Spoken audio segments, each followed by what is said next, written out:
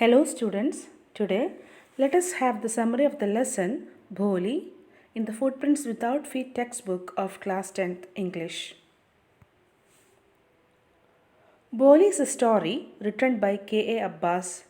The story revolves around a girl who, due to accidental fall and disease in her childhood, faces the problem of being dull and ugly. The story shows the rise of a girl against social injustice. Her name was Sulega, but since childhood she had been called Boli, the simpleton. Boli was the fourth daughter of Nambardar Ramlal. When Boli was 10 months old, she had fallen from the cot. She had damaged some part of her brain, so due to that, she remained backward in mind. Boli was very fair and pretty at birth, but she had the attack of smallpox when she was 2 years old. Her body, except the eyes, was disfigured. She had deep pock marks over her body. She stammered also. Other children made fun of her. As a result, she talked little. Ramlal had 7 children, 3 sons and 4 daughters. Boli was the youngest. All the children except Boli were healthy. Mangala and Chamba could be married when time came. Radha, the eldest daughter, had already been married, but Ramlal was worried about Boli. She was neither beautiful nor intelligent. Boli was 7 years old when a primary school was opened in the village. The Tahsildar came to perform the opening ceremony. He asked Ramlal to set an example for the villagers. He must send his daughters to school. At first, Ramlal's wife objected to it. She said that no one would marry Boli, but Ramlal took Boli to the school the next day. Boli wore some decent clothes that day. New clothes had never been made for Boli. The old dresses of her sisters were given to her. She was bathed. Boli feared much. The headmistress asked Boli to sit down in a corner of the classroom. Boli did not know what was school like, but she was glad that there were many girls of her own age. They would be her friends. The lady teacher said something to other girls. Boli didn't understand. She looked at the pictures on the wall. She was charmed by them. These were of God, the parrot, the cow. All were like what Boli had seen. The teacher asked Boli her name, but she stammered. She kept her head down. She felt that other girls would laugh at her. She began weeping. The teacher called her name.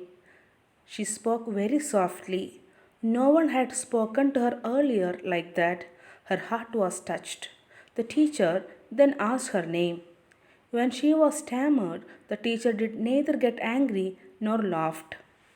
She encouraged Boli. She patted Boli with love. She asked Boli to take the fear out of her heart. She also told her that she would speak rightly one day. Then she would not be afraid of anybody. The teacher gave Boli a book.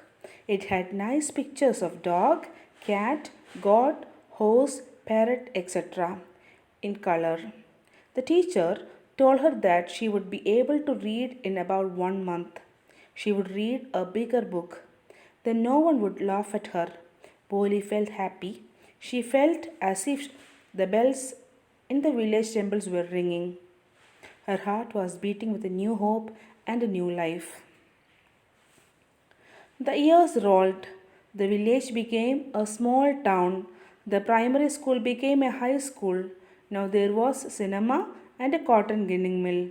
The mail train began to stop at their railway station. One night after dinner, Ramlal asked his wife about Bishamber's proposal to marry Boli. His wife was happy that Boli was getting a wealthy bridegroom. Bishamber had a big shop and a house of his own. He was 40, 45 or 50. He limped also. He had the children from his first wife also. He did not know if Boli had pock marks on her face. Boli had heard herself, her parents speaking so. On the fixed date, Bishamber came as a bridegroom. He sat on a decorated mare. There was a brass band playing before the bridegroom. Boli's sister got jealous of her. Ramlal was also overjoyed to see such pomp. He had never been dreamt that his fourth daughter would have such a grand wedding. At the fixed time, the Brahmin asked to bring the bride. Boli was dressed in red silk bridal dress. One of Bishamber's friends asked Boli to garland the bridegroom. Women slipped back Boli's veil. Bishamber looked at her quickly. He asked his friend if he had seen the pock marks on Boli's face. His friend told that it didn't matter, he was also not young. Bishamber asked for a dowry of 5,000 rupees. Ramlal put his turban, his honor at Bishamber's feet. Ramlal was to give 5,000 rupees to Bishamber as dowry. Ramlal offered Bishamber 2,000 rupees, but Bishamber refused. He threatened that they will go back. He also told to keep his daughter. Ramlal had tears on his face.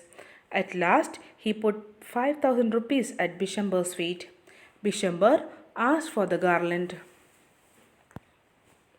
Once again, Boli had veil over her face, but she looked straight at Bishamber.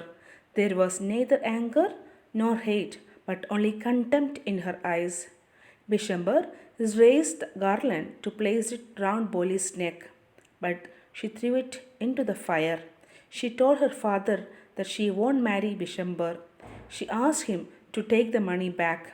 She also told that she was willing to marry the lame old man, but he turned out to be greedy and hateful. She won't marry him. Other women wondered how Boli, a harmless dumb cow, had become so violent. Boli told them that that is why they were giving her to that greedy man. But she won't go. All started going back. Ramlal stood rooted to the ground, his head bowed low with grief and shame.